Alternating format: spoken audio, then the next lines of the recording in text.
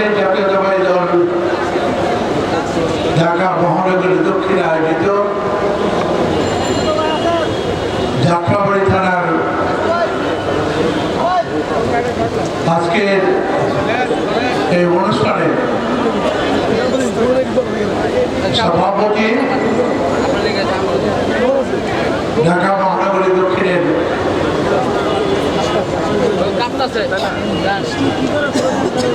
আহ্বায়ক যুবনেতা ছাত্রনেতা সাবেক নেতা রফিকুল আলম মজনু, মঞ্চে উপস্থিত আমার ছেলের ছোট ভাই রবিউল্লাহ নবী, উপস্থিত স্নেহের জনতার মেয়র ইঞ্জিনিয়ার ইশরাক হোসেন, আজকের এই সভা পরিচালনায় যিনি দায়িত্ব নিয়েছেন ঢাকা মহানগরী দক্ষিণের সদস্য সচিব তানভীর আহমেদ রবিন সহ ঢাকা মহানগরীর নেতৃবৃন্দ, এলাকার শ্রদ্ধেয় ভাই ও বোনেরা, মা বোনেরা, আসসালামু আলাইকুম ওয়া রাহমাতুল্লাহি ওয়া বারাকাতুহু। শ্রদ্ধেয় নেতৃবৃন্দ, আমাদের নেতা শহীদ রাষ্ট্রপতি জিয়ার উত্তরসূরি বেগম খালেদা জিয়ার উত্তরসূরি বাংলাদেশ জাতীয়তাবাদী দলের ভারপ্রাপ্ত চেয়ারম্যান, এদেশের গণমানুষের নেতা, আমাদের প্রিয় নেতা জননেতা তারেক রহমান কর্তৃক আয়োজিত রাষ্ট্র কাঠামো মেরামতের রূপরেখা ৩১ দফাকে বাস্তবায়ন করবে আজকের এই কর্মশালা। এই কর্মশালায় যারা উপস্থিত হয়েছেন তাদেরকে আমি অভিনন্দন জানিয়ে কৃতজ্ঞতা জানাই। শহীদ রাষ্ট্রপতি জিয়াউর রহমান ১৯ দফা কর্মসূচির মাধ্যমে এদেশের জনগণের অত্যন্ত কাছে চলে এসেছিলেন। সেই জনতার পরে দেশনেত্রী বেগম খালেদা জিয়া ২৭ দফা দিয়ে আবার এদেশের মানুষকে ঐক্যবদ্ধ করেছিলেন। আজকে যিনি আরো ২ বছর আগে অত্যন্ত দক্ষতার সহিত রাষ্ট্র কাঠামো মেরামতের রূপরেখা নাম দিয়ে ৩১ দফা এদেশের জনগণের মাঝে উপস্থাপন করেছিলেন আমাদের জননেতা তারেক রহমান। এই রাষ্ট্র কাঠামো মেরামতে আজকে যারা সংস্কারের কথা বলছেন এর মধ্যে প্রতিটি সংস্কার উল্লেখিত আছে, এখানে কোনো রকম ব্যতিক্রম নেই।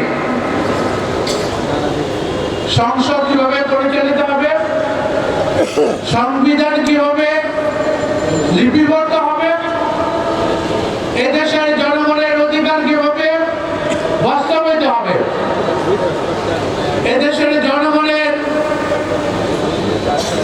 প্রত্যেকটি দাবি এই ৩১ দফার মধ্যে আছে। আপনারা যদি বিচার বিশ্লেষণ করে দেখেন আজকে যারা সংস্কার করে চিল্লাচ্ছে, এই সংস্কারের আর কোনো প্রয়োজন নেই।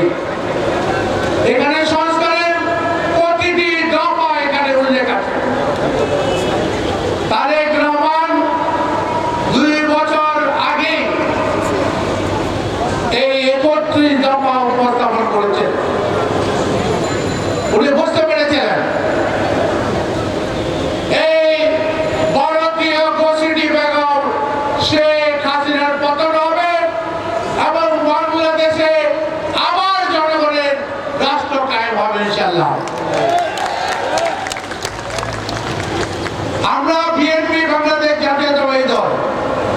তারেক রহমানের নির্দেশনায় আমরা আন্দোলন করেছি দীর্ঘদিন। এই আন্দোলনের মাধ্যমে একটা পর্যায়ে ছাত্র জনতার বিপ্লবের মাধ্যমে এই দেশে তারেক রহমানের দিক নির্দেশনা হয়েছে। আমরা আন্দোলন করে এই ভারতীয় তাবেদার শেখ হাসিনাকে এই দেশ থেকে বিতাড়িত করেছি। এই শেখ হাসিনার পতনের পরে আজকে একটা জিনিস লক্ষ্য করুন আপনারা, আজকে এই শেখ হাসিনা বারবার সরকারের প্রধান যারা দায়িত্বে ছিলেন তারা বলেছিল আওয়ামী লীগের লক্ষ লক্ষ লোক মারা যাবে। একটি লোক কিন্তু মরে নেই, বলেছে কোথাও একটি লোক মারেনি। আমাদের বিএনপি নেতা কর্মীরা তারেক রহমানের নির্দেশনায় এই দেশকে এমন ভাবে সুসংগঠিত করেছিল যে এমন কিছু ঘটনা এ দেশে আর ঘটেনি। আজকে আমাদের নেতা, আমাদের ভারপ্রাপ্ত চেয়ারম্যান এই দেশের রাষ্ট্রনায়ক, আগামী দিনের রাষ্ট্র, যিনি দেশে ফিরে এসে ইনশাল্লাহ আগামী দিনে এই রাষ্ট্র কাঠামোকে মেরামত করে ইনশাল্লাহ একটি পূর্ণাঙ্গ রূপরেখা উনি উপস্থাপন করবেন। আজকে দেশের নেত্রী বেগম খালেদা জিয়া অসুস্থ, তার সুস্থতার জন্য আমরা দোয়া করি আল্লাহ তাআলা তাকে সুস্থ করে আবার আমাদের মাঝে ফিরিয়ে দেন এবং দেশের নেত্রী বেগম খালেদা জিয়া এসে আবার দায়িত্বভার গ্রহণ করে দেশের নেত্রী বেগম খালেদা জিয়া এবং তারেক রহমানের নেতৃত্বে এই দেশকে আমরা পুনর্গঠন করবো ইনশাআল্লাহ। এই অঞ্চলের বাগিয়ার মানুষের যত কাজ আছে দেশের নেত্রী বেগম খালেদা জিয়ার সময় হয়েছে। এই রাস্তা বলেন, ঘাট বলেন, স্কুল বলেন, কলেজ বলেন, এই খালগুলো সংস্কার করে রাস্তা হয়েছিল। এই যে এই খালটা কি অবস্থা ছিল আপনাদের নিশ্চয়ই মনে আছে। এই অঞ্চলের অবস্থা এত দুর্গন্ধময় ছিল যেখানে কেউ মানুষ আসতো না। দেশের নেত্রী বেগম খালেদা জিয়ার সময় এই উন্নয়নগুলো হয়েছে। এই অঞ্চলের যত স্কুল, এই যাত্রাবাড়ি আইডিয়াল স্কুল, শহীদ স্কুল, দরিয়া বিশ্ববিদ্যালয় কলেজ, একে স্কুল, শামসুল হক স্কুল, ড্যামরা কলেজ সহ এই এলাকার মধ্যে 56টা হাই স্কুল আমরা গড়ে তুলেছিলাম। 120টা প্রাইভেট স্কুল হয়েছিল, 24টি মাদ্রাসা হয়েছিল, আর রাস্তাঘাট অগণিত। প্রতিটি অলিতে গলিতে রাস্তাঘাট হয়েছে। আজকে কোনাপাড়ার মতো জায়গায় যেখানে 10,000 টাকা কাঠা জমি বিক্রি হতো, সেখানে আজকে 1 থেকে 1.5 কোটি টাকা জমি বিক্রি হচ্ছে। এই যে উন্নয়ন, এই জামরা স্টাফ কোয়ার্টার থেকে বড়শ্রী পর্যন্ত রাস্তাটা, এটাও খালেদা জিয়ার উন্নয়ন। খালেদা জিয়া এমন কোন উন্নয়ন বাকি রাখে নাই। ওই নন্দীপাড়া দক্ষিণ গাঁওবান্ডাতে যেতে হলে আগে নৌকা ছাড়া কোনো পথ ছিল না, সেখানে খালেদা জিয়ার নেতৃত্বে উন্নয়ন হয়েছে। আমি আপনাদের প্রতিনিধি হিসাবে দায়িত্ব পালন করেছি। আজকে তাই আমি বলতে চাই, আসুন আমরা ঐক্যবদ্ধভাবে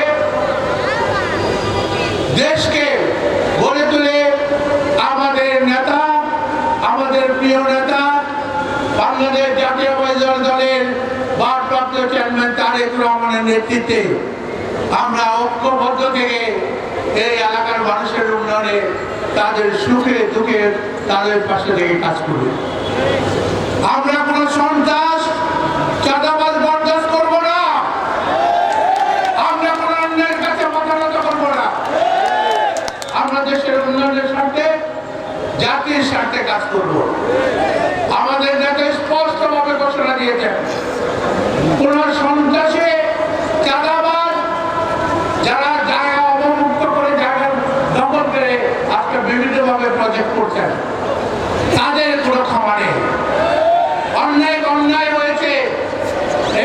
এর প্রতিরোধ আমাদের গড়ে তুলতে হবে।